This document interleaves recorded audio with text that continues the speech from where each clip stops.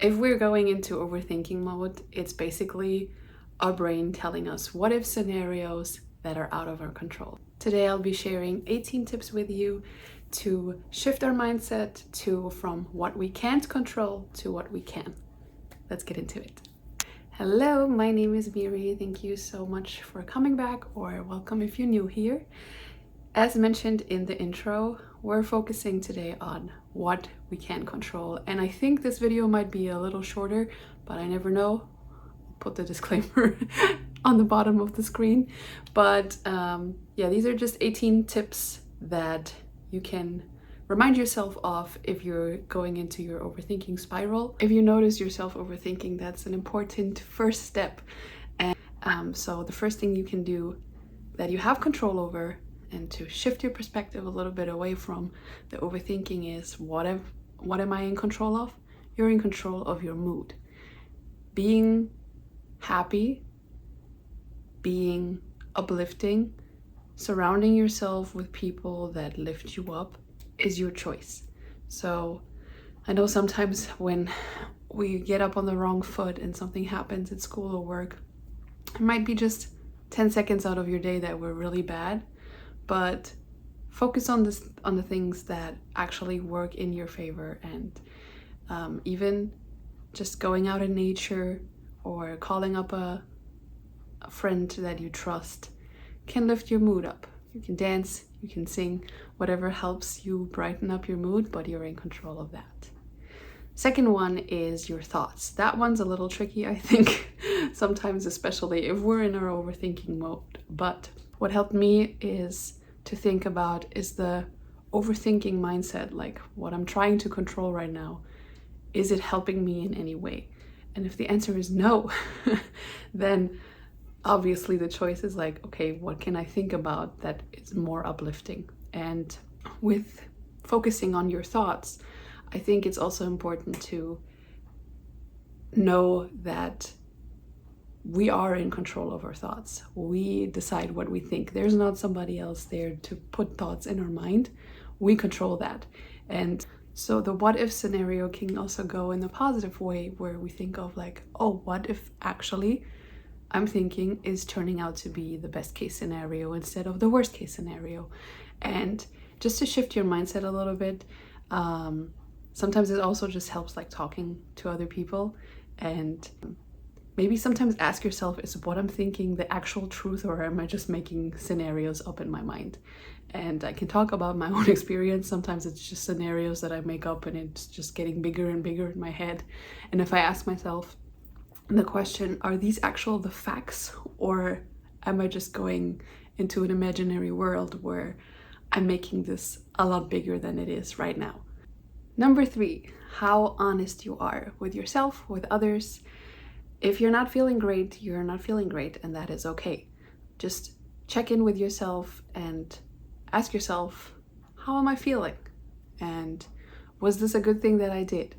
And if you can be honest with yourself, this is something you can control because it affects you and only you.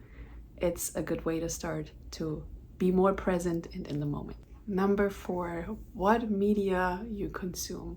What books are you reading? What movies are you watching? Are you listening to the news? Are you listening to gossip? All of these things you have control over, and there is the saying, you are who you're surrounded by, or who you're surrounding yourself with. And I think that's so true, because if you feed yourself with negativity on top of maybe already overthinking, it's not going to put you in a better mood because of it. And if you focus on choosing things that work, or choosing things that lift you up, choosing music to listen to that you know have a positive effect on your mood, do that. That is the greatest thing you can do. Number 5, how you handle critique. Getting criticized is never easy, I don't think. We all have to learn that at some point. And it's very easy to get defensive and being like, yeah, no, that's not true, and you do this and you do that, and we're pointing fingers at other people. But you choose how to handle that critique. And if it's somebody that you admire and somebody gives you constructive criticism, that's a good thing. right? Because we can grow from it. If it's somebody you wouldn't take advice from, I personally wouldn't probably get critique from or take it too hard. But yeah, just focus on how you handle criticism and critique giving to you. Next one is pretty self-explanatory. How often you move your body. How often do you get out? And it doesn't need to be like hours and hours of activity, but go for a walk, go for a run, do some yoga, or just dance it out in your living room. It releases endorphins, which makes us happier, which takes our mind off things. Or if you're like me, I personally like more like of a group class person. I like that everybody is working towards the same goal, and it's like also very motivating. So find a friend, go to a dance class or gym class or whatever, and yeah, it really takes your mind off things, and you're doing good for your body, you're nourishing it, you're moving it. That's great. Number 7 and 8 go hand in hand. It's you're in control of how often you applaud yourself and how often you tell yourself that you're worth it and that you love yourself. And it's not the easiest thing. It takes some practice, but we're cheering on other people way more than ourselves sometimes. And yeah, there is the saying, be your own cheerleader, be your own best friend. Really uplift yourself and tell yourself what you're proud of, what you've accomplished. Doesn't need to be big things, but just tiny things that you were really proud of that day, or things that you have put off for a long time and you finally did it. Applaud yourself for that. And if you have a dream, a goal, tell yourself that you're worth it. Tell yourself you're gonna get there, you're gonna take the steps, do the things, and that you love yourself as well. Number 9, what you are consuming. And this time I'm talking about food and drink. And it is so important to focus on nourishing meals. Every once in a while, having a burger from a fast food chain or whatever is your preference is not a big deal, but I think in today's society it's also like, oh, you have to like be on the run, be on the go the whole time, and just eat on the go and take your coffee to go and all of that. But take the time to sit down and relax, enjoy your meal, enjoy your drink. Really take the time. If you enjoy cooking, this is also a great way to like really appreciate the food. It's also like very accomplishing if you're made your own food and you're like, okay, I actually know what's in there. I know the ingredients. I feel good about that. And yeah, that's another thing you have control over.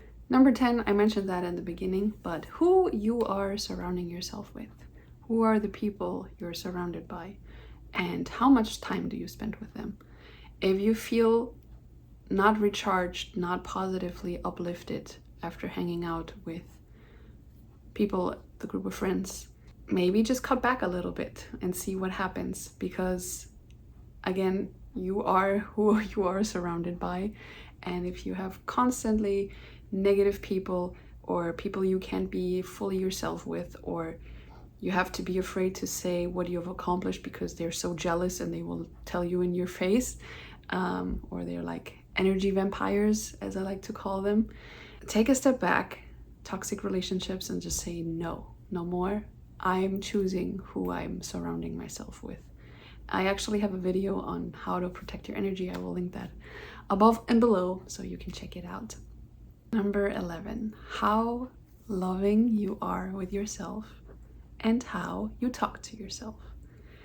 This one's a big one because sometimes I think we're not even aware of how we speak to ourselves in our minds. It's so easy to say if you make a mistake, oh, that I'm so dumb, I did this, I did that. But getting conscious of it is a first great step to notice it and then change it. And being like, oh, I made a mistake. That's okay. Everybody makes mistakes. And now we move on. Yeah, just focus on being your loving best friend. Next one, how often you smile at strangers or just people in general. Especially when we're running from place to place. Sometimes like we're on our phones. We're not even like paying attention to the surrounding areas. And it's just go, go, go.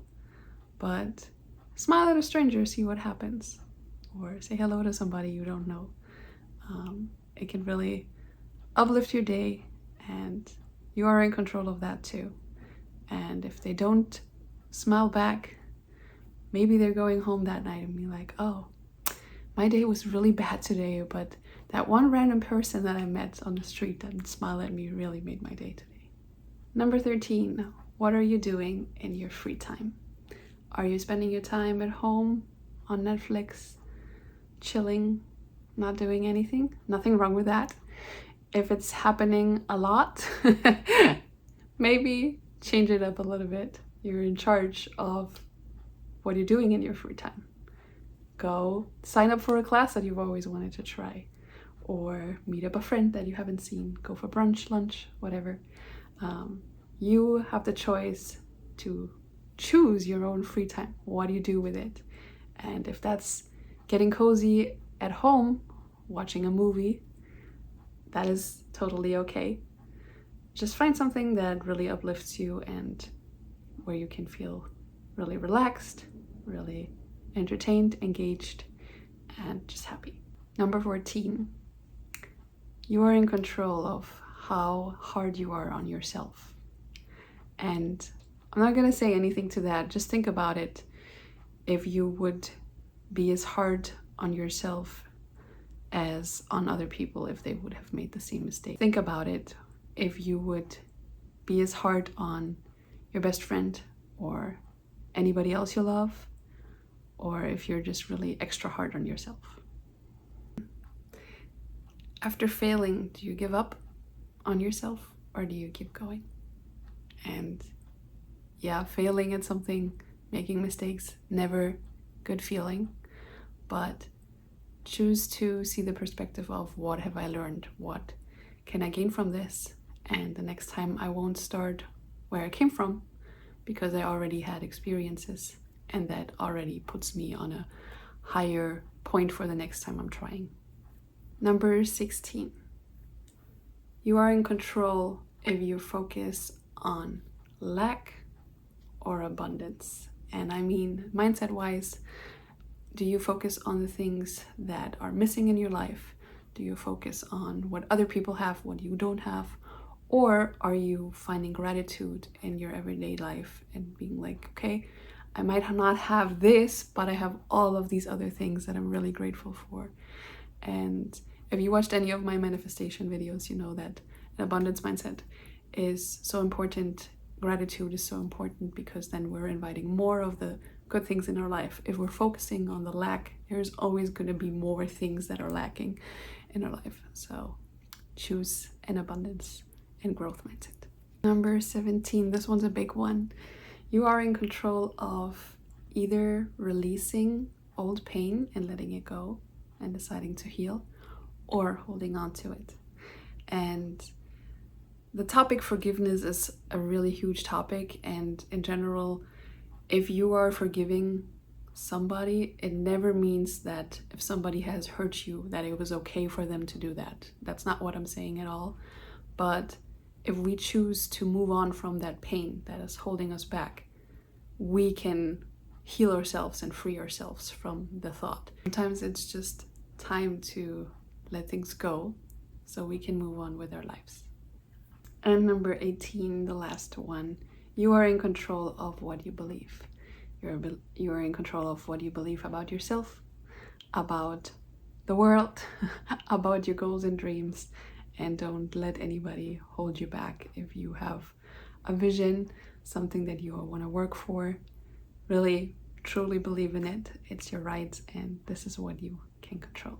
If you have any other tips and tricks on what you can control and how to get out of that overthinking and spiral thinking into your worst case scenario, I would love to read it. If you have tips, you can share it with everybody else in the comments below. As always, I would appreciate if you could like and subscribe, and I will see you in the next one. Bye.